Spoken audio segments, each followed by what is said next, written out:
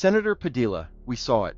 The cuffs, the chaos, the silence that followed. We saw how you were attacked in a federal office building trying to peacefully ask a question during Kristi Noem's press conference on June 12, 2025. You announced yourself, you told them who you were, and they still pushed you out of the room and on the ground like you were a criminal. And it sickened us, not just in body, but in soul. My name is Scott Layton. This is episode 5 of our limited series, Democracy in Crisis. And what happened to Senator Padilla on June 12th wasn't just a scandal, it was a signal. To those who still believe this is just a phase, the time for disbelief has passed. This is the moment many of us feared, and now we're living in it. To see injustice and feel powerless is one of the most corrosive emotions in the human psyche.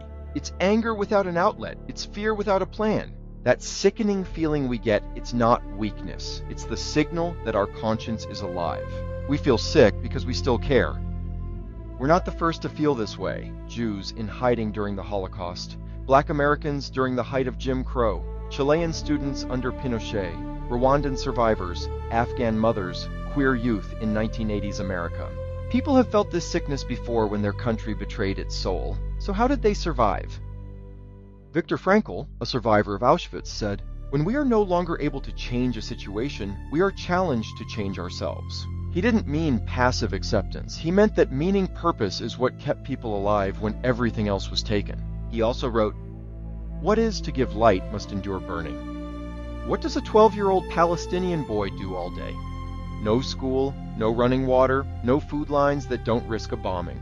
Does he get bored? Terrified? What does he imagine when he sees the sky? A drone, a ghost. That's the sickness of our world, too, when childhood becomes waiting for death.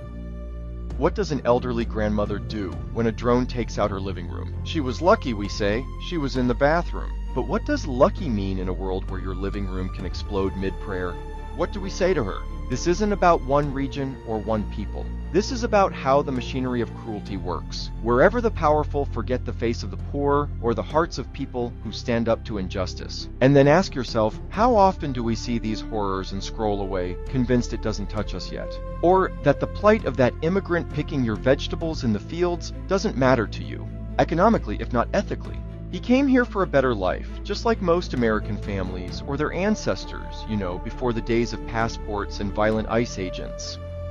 Remember 2020? The lockdowns, the eerie silence, the hunger, the fear? We said we'd never forget, but we did. Maybe we need to remember now, because once again, Trump has brought us to the brink. If we remembered what fear tastes like, maybe we'd stop feeding it to others. So what do we do with this sick feeling, this broken mirror world? Name it. Give it shape. Is it rage, sadness, helplessness? You can't fight what you don't name. Share it. Find others who feel it too. Not to wallow, but to wake up. Act through it. Support bail funds. When you support a bail fund, you're holding the moral mirror up to a system bent on shame. Call a senator. Feed someone. Hold someone. Resist, not just with your vote, but your voice, your body, your breath. Believe it's worth it, even if you don't see the win today. History isn't won in headlines. It's won in moments when someone chose not to look away. We are the loyal opposition, and yes, we're sickened, but that means our hearts haven't gone numb. Let them call us alarmists. Let them call us dramatic. We'd rather raise alarms than bury memories. In times of universal deceit, telling the truth is a revolutionary act.